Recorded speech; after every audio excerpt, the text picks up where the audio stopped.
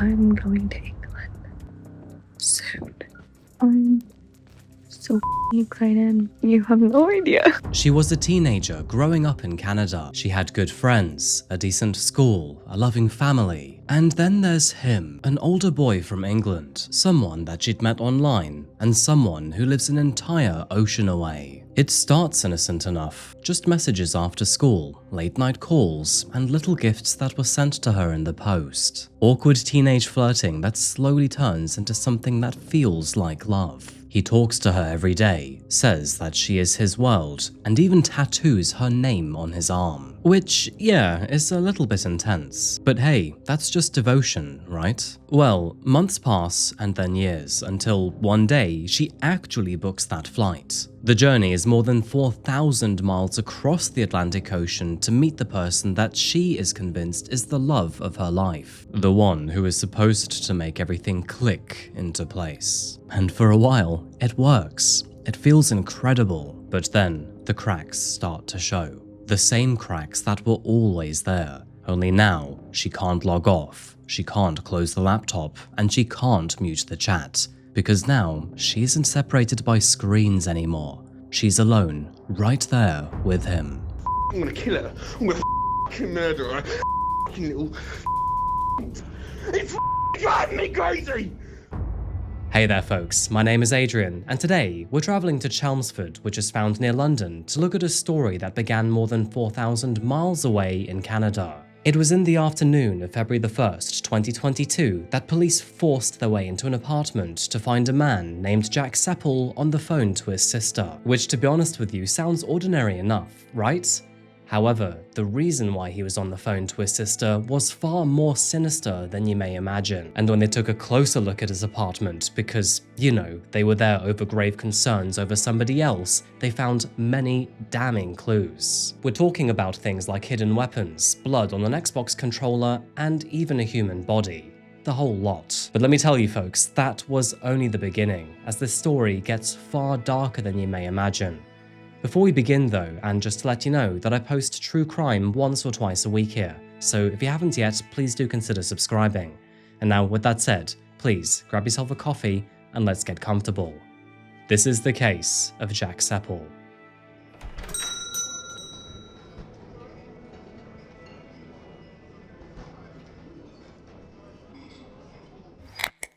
Welcome to Chelmsford, folks. Found to the northeast of England, Chelmsford is an expensive yet quiet city to live in. With a historic cathedral, commuter town energy, and weekend markets, it is what most families would describe as comfortable to live in. The weekend markets here will make you hungry. Trust me, I know London very well, and you can't quite beat its food scene sometimes. And honestly, that's my problem, because I love good food, but I just hate everything that goes before it. You know, like meal planning, the grocery shop, the actual time spent in the kitchen, and what happens if you miss an ingredient or just mess the whole thing up? That is tragic. So recently, I've been using something that makes my life ridiculously easier. And of course, that's HelloFresh. And by the way, I am not exaggerating when I say that it's actually changed and revolutionized the way that I eat throughout my week. Because now there's no more sad dinners or takeaways. It's actual home-cooked dinners with real ingredients. And everything just shows up at my door, pre-proportioned and with step-by-step recipes. Which honestly is great, because that means no more wandering supermarket aisles at 8 PM wondering why coriander costs $12. Most of the recipes take like 30 minutes or less too, which of course is faster than waiting for delivery and obviously way healthier. As some of you might know, I'm now back at the gym and trying to build myself out. And HelloFresh has got more than 15 high-protein recipes every single week, which is perfect for me. I'm actually hitting my protein goals without living on shakes like it's some kind of lab experiment. Oh, and this is the part that I really like, but HelloFresh is flexible, meaning that if I'm traveling, filming, or deep in script writing mode, I can just simply pause, skip weeks, swap meals, or even double up. Whatever really, there is no pressure, and it all works around me. And strangely enough, when I sat down and worked out how much I was spending on takeaway and random grocery runs, this actually works out cheaper. So yeah, it does make me wonder, why didn't I start this sooner? So, what are you waiting for? use my code CoffeehouseFM at hellofresh.com for 10 free meals plus free shipping. Free meals applied as discount on first box, new or returning subscribers only, and varies by plan. Thank you again to HelloFresh for sponsoring this video. Go to hellofresh.com and use the code CoffeehouseFM. And by the way, thank you to you folks for listening too. Healthy eating. And now, let's get straight back to our video today. Life here can be charming, comfortable, and even peaceful. However, on February the 1st of 2022, that sense of peace was suddenly shattered. It all began when police officers were called to a one-bedroom flat found near the city centre. And when officers forced their way inside, they found a young woman who was lying face down on the bed. Chelmsford police were horrified by the details. Upon closer inspection, they noticed that the woman had been stabbed over 90 times, and it turns out they already knew who she was. She was the same person that the call to emergency services had feared was in trouble, and that was Ashley Wadsworth. At the time, Ashley was only 19 years old and was a Canadian tourist who was visiting the UK on a travel visa. She had travelled here for what was supposed to be the adventure of a lifetime, elevated with love and romance with her long-distance partner. But here's the thing. At first glance, it may be tempting to say that this was just another shocking headline, but the real truth is that it's deeper and actually far more chilling. Because this murder wasn't random or sudden or even begin in that flat in England, but it actually started a decade earlier, across the Atlantic Ocean and on the internet. But before we can get to what happened or even why, we must first travel all the way over to Vernon and back to the year 2002. It was here and in the Okanagan Valley of British Columbia that Ashley was born. Born in the year 2002, Ashley was raised by her mum, Christy Gendron, and was close to her older sister, Hayley. People describe her as the kind of person who made everything that little bit breezier. She was warm, social, and openly affectionate, and she liked to play sports like ringette and tennis. And although her parents had been separated for quite a while, she had good relationships on both sides, with her dad, Ken Wadsworth, in the picture just as much as her mum was. Now, this part is important later on in the video, but during her late teenage years, Ashley became interested in faith and turned to the Church of Jesus Christ of Latter-day Saints. She was even baptized there too, and would find community wherever she went. By the year 2021, Ashley had graduated high school and had even been accepted into Thompson Rivers University in Kamloops. However, and like so many other people during COVID, the pandemic really scrambled her timeline. Life and education wasn't quite the same anymore, and so she decided to take a gap year. And here is where things get really interesting. But for Ashley, this wasn't just a gap year or time off, it was a window of opportunity. An opportunity to meet someone that she'd planned to meet for many years. Sitting quietly in the background in messages, Discord calls, and late-night conversations, Ashley had found her constant. And that constant was a man in England named Jack Sepple. And by the way, Jack wasn't just a mate or a good friend, but someone that Ashley had actually fallen for, and somebody that she believed would finally make everything make sense. And so, on that note, now that she was finally an adult, what was she to do apart from, finally meet the love of her life?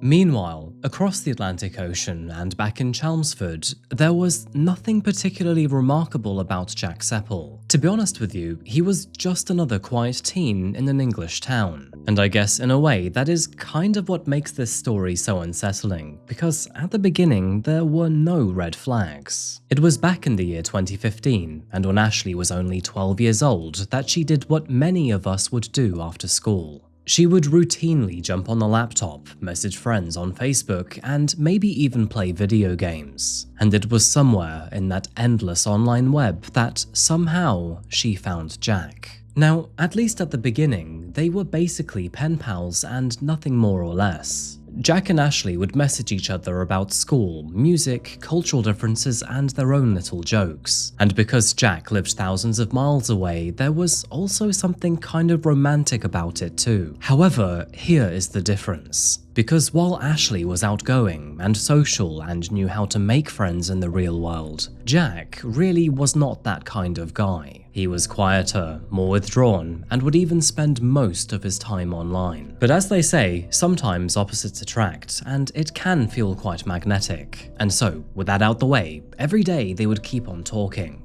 Time zones didn't even really seem to slow them down, actually. In Canada, Ashley would wake up early before school just to catch him late at night in England. And if that wasn't enough, she would stay up late only to squeeze in another hour of conversation. And as you can imagine, before long, Jack wasn't really just a friend. He became the person that she would talk to about quite literally everything. Her day, her worries, her dreams, and her anxieties. In fact, soon enough, he would even post her gifts in the mail. Romantic stuff like teddy bears and clothes and jewelry. Her family knew about him too, by the way. Jack was no secret to Christy. In fact, she had even seen him on video calls and thought he looked quite normal. To her, he was just a young English kid and definitely seemed innocent enough. And you know, it actually kind of felt wholesome. These were two individual people growing up together with an ocean between them. However, over the years, that friendship did certainly shift. Conversations grew deeper, emotions grew more attached, and before they knew it, they were even talking about meeting one day. By the age of 15, Ashley was even asking her mum if she could fly over to England to meet him. And of course, the answer was a categorical no, because Ashley was way too young to be meeting Tea and Scone's Romeo. However, that idea would never leave her. Because in Ashley's mind, Jack was no longer an online friend or even just a good friend for that matter. He was her future. And when the two finally stood face to face, everything would click into place. But unfortunately, while Ashley was busy daydreaming about this great meeting, cracks were already beginning to form in the relationship, and she had no idea how deep they would go.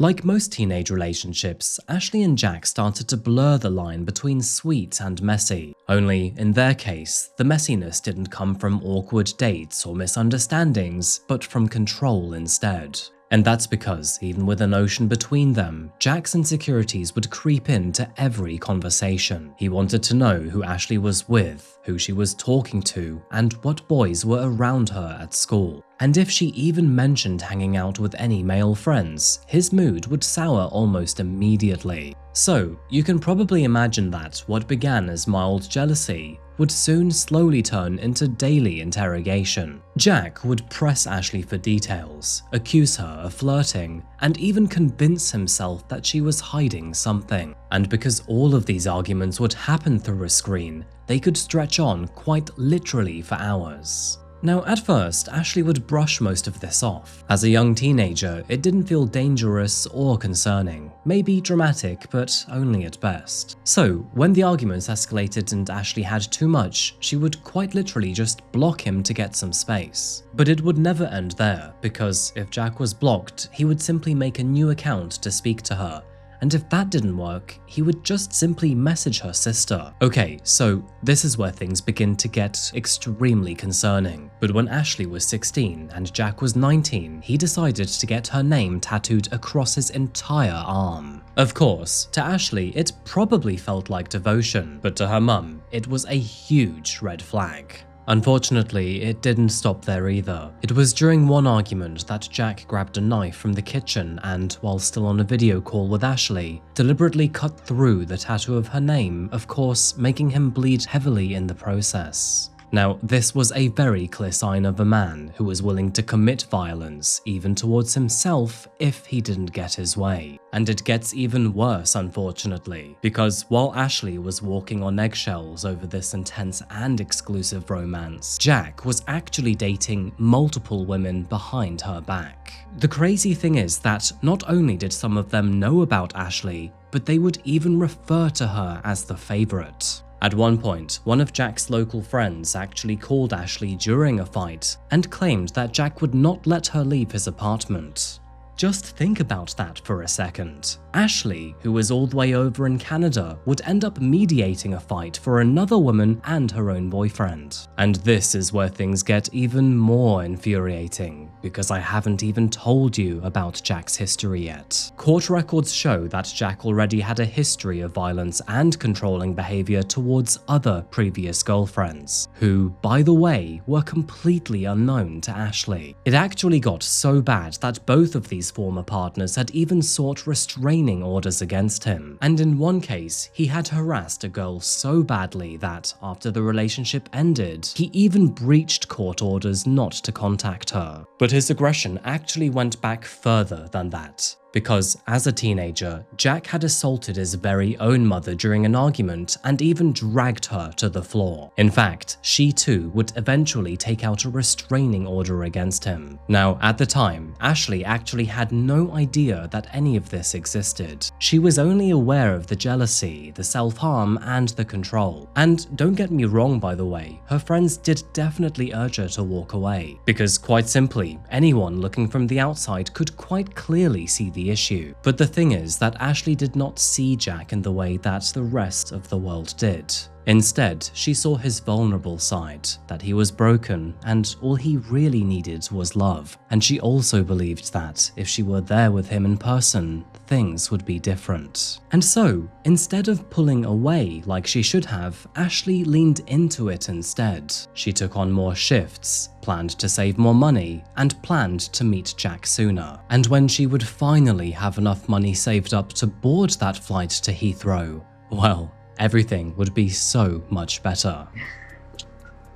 I'm going to England soon. I'm so fucking excited. You have no idea. It was in November of 2021, and with a 6-month visa approved and a suitcase finally packed, that Ashley said goodbye to her family at the airport. Hindsight can be a horrible thing, but it was later on that her mother admitted that she had a bad feeling about this. It wasn't a logical one, or even one that she could quite clearly explain. It was just a bad gut feeling. But unfortunately, Ashley was now 19 years old, and of course, as an adult, she was bound to make her own decisions. 12 hours later, and Ashley and Jack would meet at Heathrow like something straight out of a movie. This was the moment that, after nearly 10 years of speaking to each other, that two longing hearts would finally close the gap. There is even a photo of that moment with Jack with his arm around her, and for a brief moment, it really does look like a happy ending. However, as these stories usually go, it wasn't. And unfortunately, this was only the beginning of an actual nightmare. After meeting at the airport, Jack then brought Ashley back to his 1-bedroom flat which was found on Tennyson Road. It was nothing fancy, it was just a modest apartment that felt cramped and a little bit worn down. But to Ashley, that of course really didn't matter, because now she had Jack. The first fortnight together went by without any issues whatsoever. And honestly, it probably felt like a honeymoon. They played tourists around London, walked through its many old streets, and took selfies wherever they went. They even adopted a little grey kitten named Winston that Ashley absolutely adored. And on FaceTime calls made back to Canada, Ashley proudly showed her mum the flat, the streets, the cat, and even Jack cooking them dinner. And if you were scrolling through her social media, you would very likely think that she was finally happy. And the truth is that, at least to begin with, she was, because Jack was attentive, affectionate, and eager to please. And not only would he go along with her ideas, but he would always be on his best behavior too. And I say best behavior because, sadly, this was not the real or authentic Jack. Now, one of the problems, and I say one because there are many, trust me, is that neither of them worked. For Ashley, it was quite simple. It's because she was a tourist and on a tourist visa. But Jack, well, he didn't, because that was just Jack. Of course, what this meant is that both of them were always stepping on each other's toes, because neither of them had their own space or their own group of friends. And because they had no money, they couldn't do anything fun together. The truth is that Jack didn't really have his own friends either, and he would spend most of his days playing Xbox or smoking weed. And unfortunately, Ashley didn't know many people in the area. In fact, he would even discourage her from talking to new people or even neighbors. And whenever she messaged anyone, he would always ask who it was. Now, despite all of this, Ashley still tried to remain positive, and she would even hope that this was merely just an adjustment phase. She would even try to bring him into her church community, hoping that faith and new friends would hopefully open him up. However, let's just say that Jack didn't want anything to do with it. Instead, he just wanted Ashley at home, by his side, doing nothing. It was right after Christmas and on Boxing Day that things took a serious turn when Jack tried to overdose. Ashley would find him barely responsive and immediately called for an ambulance, which very likely saved his life. And of course, not only would this be a terrifying ordeal for her, but it would also change the dynamic of their relationship overnight. When the hospital staff discharged Jack, they wouldn't only send him home, but actually send him into Ashley's care. They would actually give all of his medication inside a lockbox to her, meaning that she was now in control of his healthcare. What that means is all of a sudden, this 19-year-old girl who was alone in a foreign country wasn't merely someone's girlfriend, but was actually responsible for managing someone else's mental health. And here is the terrible thing about situations like this, but responsibility can create guilt, and that guilt can make leaving feel almost impossible. Once you believe that someone might hurt themselves without you, walking away starts to feel like abandonment. And unfortunately, Ashley was very firmly in that position. Now, Ashley would not tell many people back at home about what happened. Instead, she downplayed it, protected Jack, and kept all details vague. And this is because not only did she not want her family to worry, but she didn't want them to hate him either. In essence, she was trying to pull two opposite forces together. But the truth will always slip out, and when her sister eventually found out and then told their mum, Christy was thoroughly traumatized. She begged her daughter to come home, but even still, Ashley, at least for now, refused. And the truth is that, at least for a short while, things would die down. But then, all of a sudden and out of nowhere, the violence stopped being emotional and instead became physical. It was during an argument one evening that Jack grabbed a heavy beer mug and then smashed it over Ashley's head, shattering it against her skull in the process. And after stepping over that boundary, those altercations became more and more common. I mean, we are dealing with classic domestic abuse here, folks. Every outburst would come with apologies and promises that it would never happen again. And Jack would say that he was broken, that he didn't know what he was doing, and that he was sorry. But of course, that cycle would soon become a pattern. And the crazy thing is that Jack's family even knew that some of this was going on. It was in the middle of January that they tried to help smooth things over by taking both of them away for a short seaside trip, kind of like a reset button to the relationship. And as expected, things did calm down, at least for a few days. But as soon as they returned home to Chelmsford, Jack's paranoia came rushing back. Not only would he go through Ashley's phone quite obsessively, but he would even control all of her social media, meaning that she was no longer allowed to use any of it without him in the same room. It also meant that he could monitor whoever she spoke to, read all of her private messages, delete any conversations that he didn't like, and even impersonate her if he chose to. The really frustrating thing here is that even still, and somehow, Ashley decided to stay, likely because somewhere in her mind she was still holding on to the boy that she met all those years ago when she was 12. But by the end of January, Ashley was no longer living with this idealized boyfriend, but instead was living with this monster who needed to own her. By the end of January, the relationship between Ashley and Jack wasn't just unhealthy or unstable, but quite literally a nightmare on rocket fuel. They were now arguing multiple times a day, which was always sparked by Jack, who by now had become so paranoid that he was terrifying Ashley.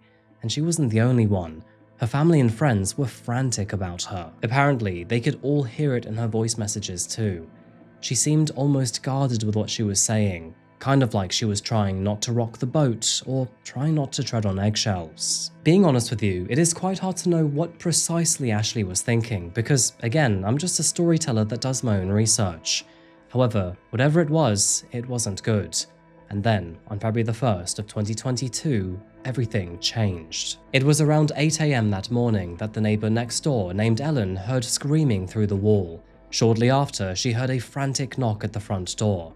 And when she opened it, she saw Ashley. Ashley was standing there, barefoot, shaking and bleeding, and she told Helen that Jack had attacked her and smashed her phone. And tragically, that wasn't it. he had also picked up their kitten and then thrown it against the wall. And as you can imagine, that last detail angers me so much that I literally feel blind thinking about it. And as for Ashley, she was terrified. She told Helen that she believed that Jack was actually going to kill her, and she felt this way because he had quite literally told her that. But the problem here is that when Helen told Ashley that she was going to call the police, Ashley pleaded her not to. She was too scared about the consequences and what Jack might do if officers showed up. So instead, Helen decided to go speak to him directly. When Jack answered the door, he immediately switched into apology mode and promised her that everything was okay and it would never happen again. And then, somehow, between the three of them, all of this just suddenly stopped being an issue. Despite the commotion, Helen had no choice but to just carry on with her day. However, only a couple hours later, Ashley realized that she really needed help. With her mobile phone now destroyed, she quietly took Jack's phone and messaged anyone that she could think of. We're talking friends back in Canada and even her new friends from church in England. Basically anyone that might respond quickly. And the message to everyone was very plain and simple, reading, "It's Ashley, I need help, it's an emergency, please."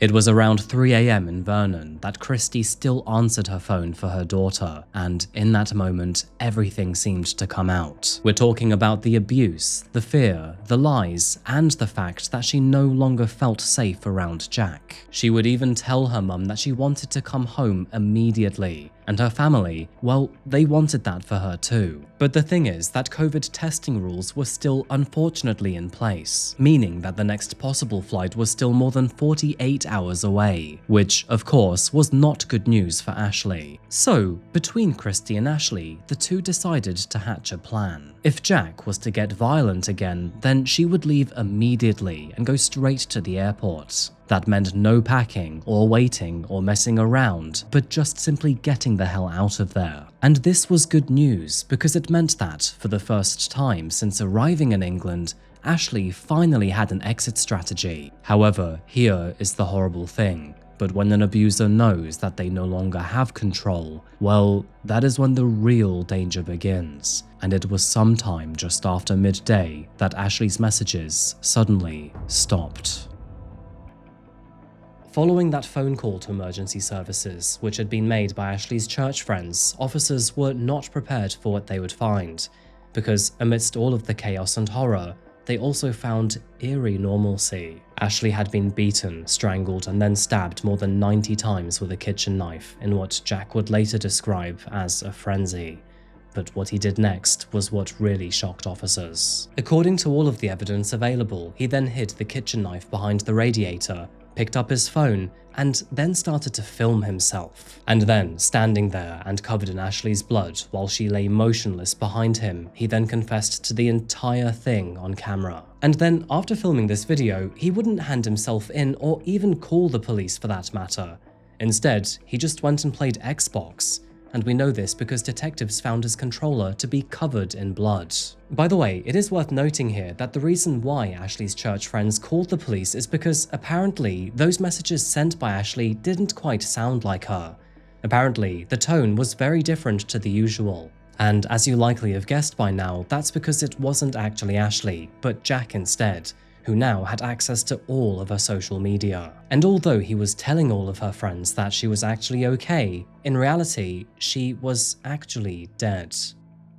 Extraordinarily, when police officers arrived, they actually found Jack on FaceTime with his sister. And when police arrested him, he didn't fight, instead opting to try to excuse himself. He said that he'd, quote, gone psychotic, that he'd taken drugs, and that all of this wasn't his fault. By the way, toxicology reports would later show that he only had cannabis and prescribed medication in his system, and none of this would explain any loss of reality. Detectives also found the knife hidden behind the radiator, blood belonging to Ashley all over the apartment, and a myriad of messages and other digital evidence. Faced with all of this, Jack decided not to fight the charges when he finally made it to court. Instead, he pleaded guilty to murder, therefore saving her family the pain of a trial. His sentencing would take place later that year at Chelmsford Crown Court. Ashley's family flew in all the way from Canada to attend, where they hoped to see Jack get crushed by the law. And thankfully, the judge did not go easy on him. For the murder of Ashley Wadsworth, Jack Sepple received a life sentence with a minimum term of 23.5 years before he can even be considered for parole. And so, of course, this means that Jack will likely spend the rest of his adult life behind bars. And personally, I damn hope so. During the many victim impact statements, Christie spoke about sleepless nights and the way that holidays now feel hollow, about how birthdays no longer bring joy and only painful reminders. Meanwhile, her father described how grief had changed him completely and how everyday life feels heavier. And somehow, in the middle of all of that,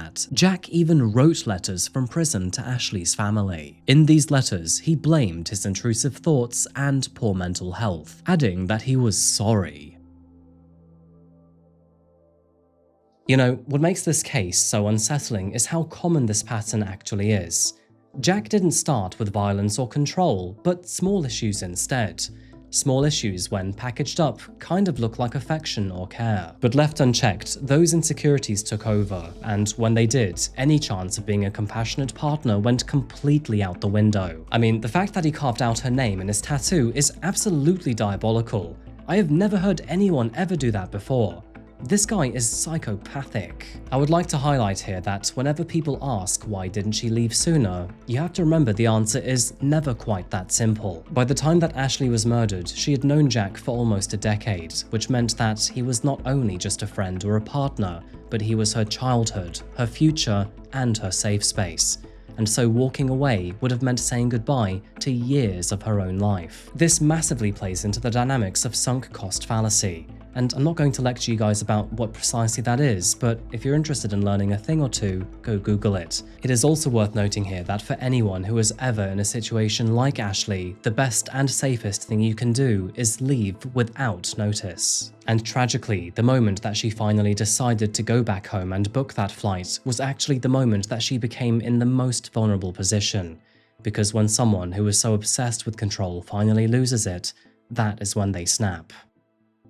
Back home in Vernon, Ashley has been missed beyond words. She was a daughter, a sister, and a friend to many. She was the kind of girl who made people feel included without even trying. The one who always laughed too loud and stayed up late for a mate and was always fair. She loved the outdoors, loved camping, and loved road trips. She had this restless, curious energy, which kind of makes it almost painfully fitting that she crossed an ocean to try to be with someone that she believed in. That was Ashley through and through, by the way, because she always believed in people, even when she probably shouldn't have. When someone like that dies, it leaves a space that you can't really fill. During her memorials, people did fleetingly mention what happened to her, but they preferred to talk about her smile, her jokes, her personality, and her stubborn optimism. The horrible realization is that by now, Ashley probably would have finished university. She would be traveling, or building a career, or maybe even making new friends. Maybe even living her life with an actual caring boyfriend. But tragically, instead of all of that, all her family can carry is memories.